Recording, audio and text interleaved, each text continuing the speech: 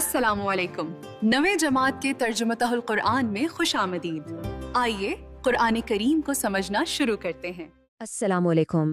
آج ہم قرآن مجید کی ایک بہت ہی خاص سورت الفرقان کو سمجھنے کی کوشش کریں گے، جو ہمیں زندگی گزارنے کا آپ کہہ سکتے ہیں ایک پیمانہ دیتی ہے۔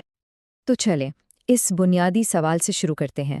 آج کی دنیا کو دیکھیں، ہر طرف کنفیوژن ہی کنفیوژن ہے، تو ایسے میں کوئی سچ اور جھوٹ میں فرق کیسے کرے؟ یہ وہ سوال ہے جس کا جواب یہ سورت اپنے اندر رکھتی ہے۔ تو چلیں ذرا گہرائی میں اترتے ہیں اور دیکھتے ہیں کہ سچائی کا یہ معیار یعنی الفرقان آخر ہے کیا؟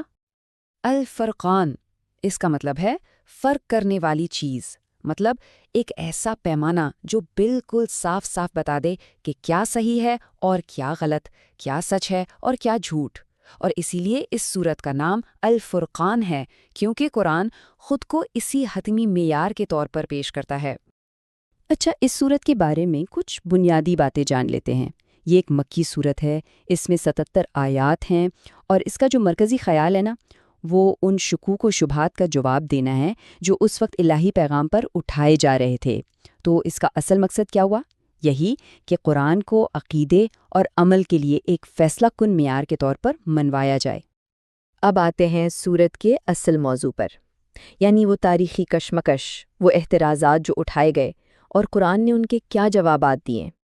دیکھیں، اس سورت کا ایک بہت بڑا مقصد ہی یہی تھا کہ نبی اکرم صلی اللہ علیہ وسلم اور خود قرآن پر جو لوگ اعتراض کر رہے تھے ان کو جواب دیا جائے۔ یہ ایک طرح سے اس دور کے اسکیپٹکس یعنی شک کرنے والوں کے ساتھ ایک سیدھا مکالمہ ہے۔ اب یہ سلائیڈ بڑی دلچسپ ہے کیونکہ یہ ہمیں اس فکری جنگ کی پوری تصویر دکھاتی ہے۔ ایک طرف تھے انکار کرنے والے، وہ کہتے تھے کہ یہ کیسے نبی ہیں جو ہماری طرح انسان ہیں، اور یہ قرآن کیسے اللہ کا کلام ہو سکتا ہے، اور دوسری طرف قرآن کا جواب تھا جو الہی اختیار اور پیغام کی سچائی پر زور دے رہا تھا۔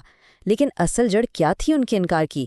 وہ تھی آخرت کا انکار، یوم جزا کا انکار، اور اس کے جواب میں قرآن نے پچھلے نبیوں کی کہانیاں سنائیں، ایک وارننگ کے طور پر۔ اب ذرا آگے بڑھتے ہیں اور بات کرتے ہیں ایک بہت ہی سنجیدہ وارننگ کی کہ اس انکار کا انجام کیا ہوتا ہے۔ سورت میں ایک ایسا منظر کھینچا گیا ہے جو رونگٹے کھڑے کر دیتا ہے۔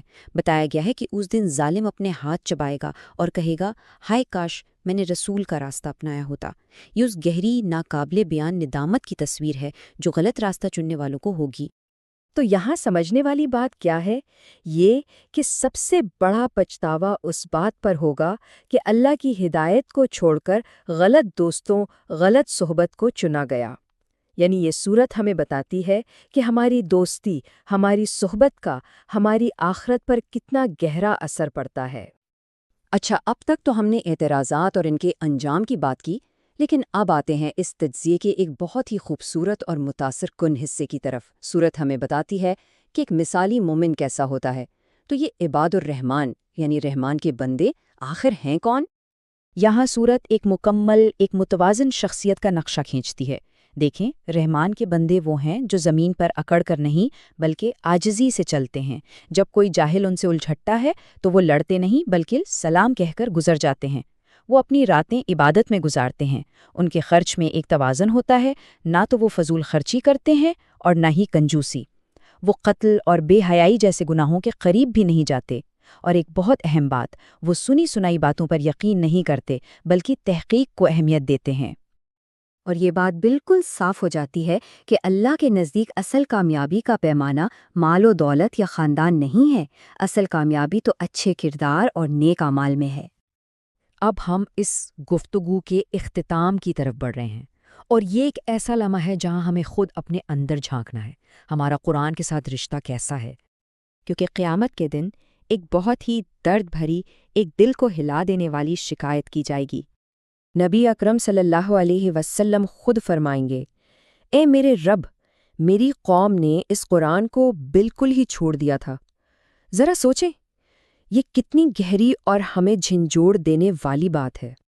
تو یہ سارا تجزیہ ہمیں ایک آخری سوال پر لا کر چھوڑ دیتا ہے۔ ہم ایسا کیا کریں کہ اس معیار یعنی قرآن کے ساتھ ہمارا رشتہ چھوڑنے والا نہیں بلکہ مضبوطی سے جڑنے والا بن جائے؟ Join us and register now for online transformation.